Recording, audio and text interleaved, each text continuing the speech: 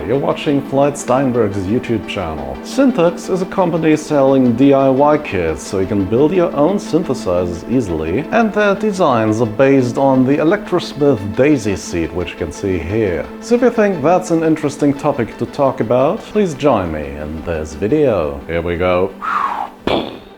This is the Touch 2, one of the DIY kits Synthux has on offer. It's 140 credits over on the webpage, which you'll find in this video's description. Inside the box you'll find some instructions and merchandise and a handful of faceplates. There's also the board to place the electronic components on. This system is powered by Electrosmith's Daisy Seed, which is part of this kit. You also find a handful of potentiometers, audio plugs and switches. There's a bag of header pins as well. Building this digital synthesizer kit isn't too hard. You'll need a soldering iron, solder, some pincers and a sponge to clean your iron. Begin by cutting away 4 pins from 2 of the pin headers. Then align the headers on the upper and lower right side of the rectangle area on top of the board, which will hold the Daisy Seed later. Then turn around the board carefully and place it on a flat surface, so the pins are peeking through the holes and the headers are aligned straightly. I found it's a good idea to put 2 of the other headers under the board to have it aligned properly. Once everything's stable, solder the first and the last pin to each header to fix them. Check if they're aligned correctly, and if they are, solder the rest of the pins. Next, turn around the board and cut 2 headers so they have 12 pins each and place them in the upper and lower row of the rectangle that will hold the touch sensor board. Turn the board around carefully and solder all the headers pins one after the other. The next step is to solder the header pins to the Daisy Seed MPU. For this, cut the 2 header strips that have pins on both sides so they have 20 pins in a row. Then push these into the sockets you soldered onto the board earlier and place the Daisy Seed board on top of them. You can now solder the pins one by one. Take your time, be careful not to damage the circuitry on the Daisy Seed board. Using a soldering iron with a thin tip definitely helps here. Next up is the sensor board. For this, cut away 6 pins and 12 pins of one of the header pin strips and then place them on the socket on the board you worked on earlier. Put the sensor board on top to the 6-pin part that is facing up and push it down. Then solder all the pins in place.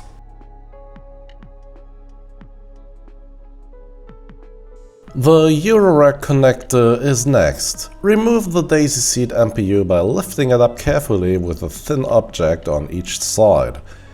Cut loose 6 pins and place them in the rectangle on the other side of the Daisy Seed, so the short pins are peeking through the board and the long pins face upwards. You can ignore the no soldering on this side instructions for this one and solder the 6 pins as seen in the video. I found placing them on a sponge helpful to get them aligned correctly. After this is done, you can push the Daisy Seed board back into its place. The next step is to place 3 screws and 3 spacers on top of the board, near the touch sensor and the Daisy Seed. Now put the potentiometers into their place. They are more easily pushed through the board if you bend their clamps inward first.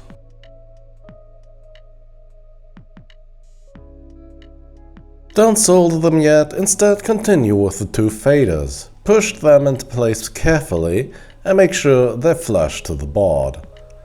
Then push the 2 audio connectors into the sockets.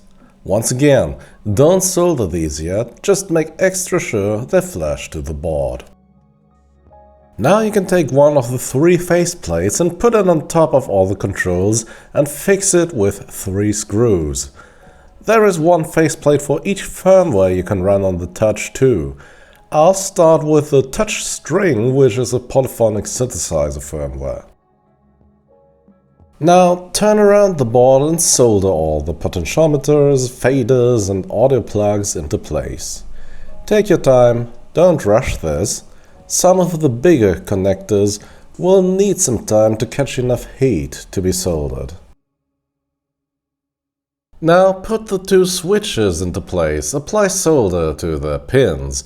You really want to make sure their bodies are connecting to the board directly, so it's a good idea to solder one pin first, then push the switch to the main board so no gap is between both of them. After that, solder the other two pins. The last step is to attach the backplate to the synth. Use the remaining 4 screws and spacers to do so.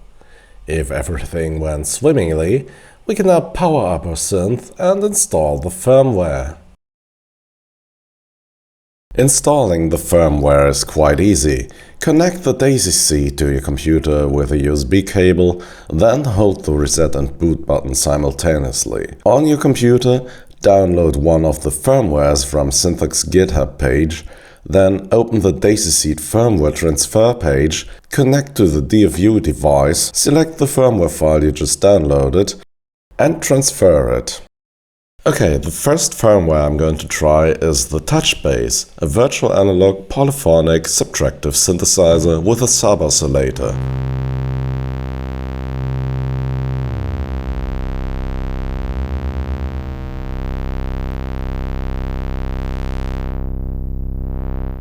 Okay, yeah, let's add some HotHouse effects. This is the modulation reverb.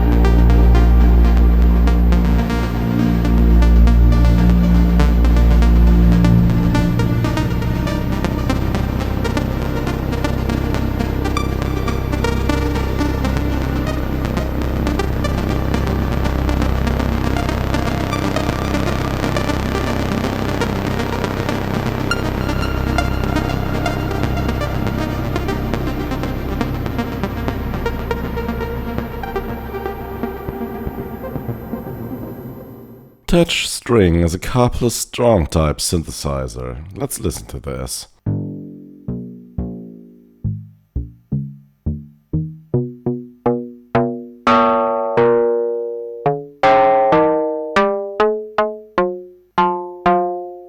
So here's decay.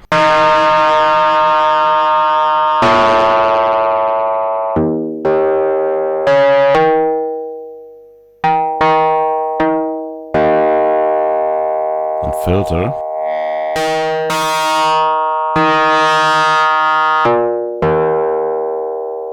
Same as on the bass synthesizer, you can use a pattern generator here.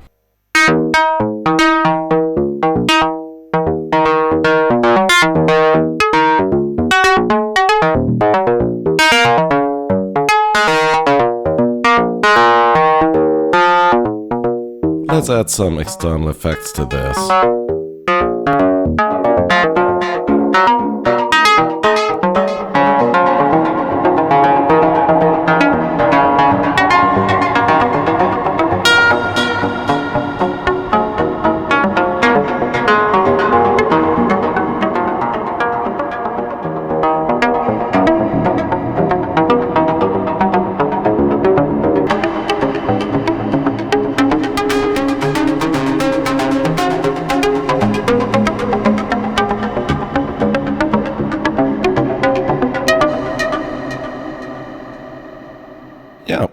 is fun. Touch Drum is a drum sequencer and computer.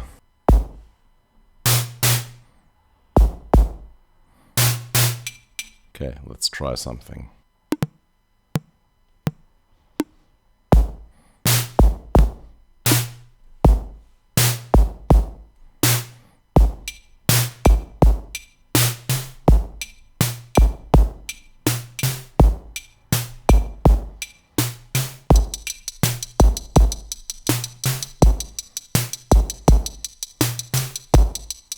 Yeah, enough of this. And here's the Touch Effects, which is a combined delay and reverb pedal, so to speak. Let's listen to how this sounds. I'm going to record a sequence on the Donamido here.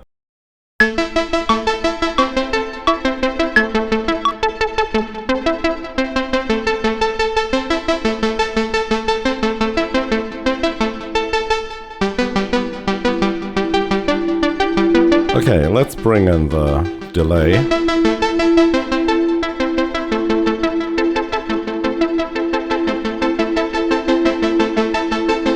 We can use some delay modulation here.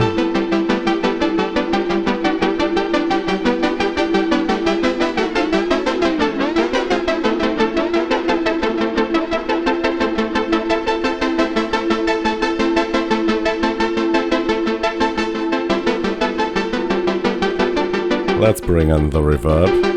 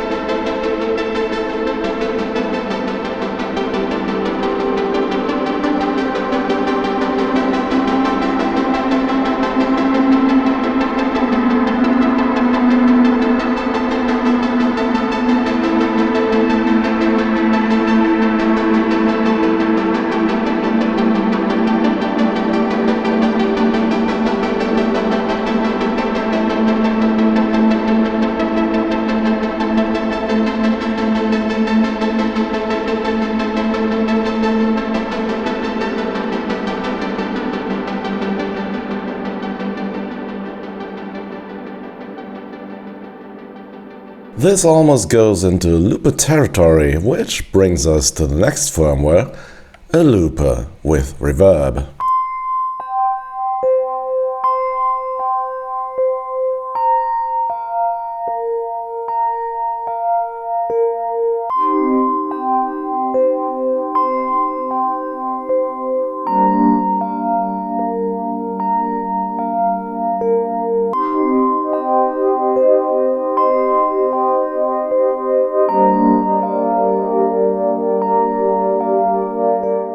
Conclusion. The Synthux Touch 2 is a fun instrument, it's easy to build and it's not overly expensive, though the similar priced Korg NTS1 may be worth a look as well. If you want to get into developing DSP code, this may just be the thing you're looking for. There's a whole lot of documentation online, both on Electrosmith's homepage, and Synthux have some courses online that you have to pay for. It's your choice. I would have liked a MIDI input perhaps, and perhaps it would have been nicer to have a stylophone type keyboard, which is aligned horizontally, straight like a piano keyboard, instead of this creative design here, but perhaps that's only me. All the examples I tested sounded quite good or even great, and there's more to come, I think, because there's an active community working on new examples and new instruments, and it's not too hard to get into developing code for the Daisy Seed. So if you're looking for a fun little DIY project and have some 140 euros or dollars to spend, perhaps this is worth a look. Yeah, and that's it for today. DIY synth kits by Synthux Academy. So if you think this was an interesting YouTube video, please do the YouTube thing. As always, thanks for watching and see you again very, very soon. Bye bye.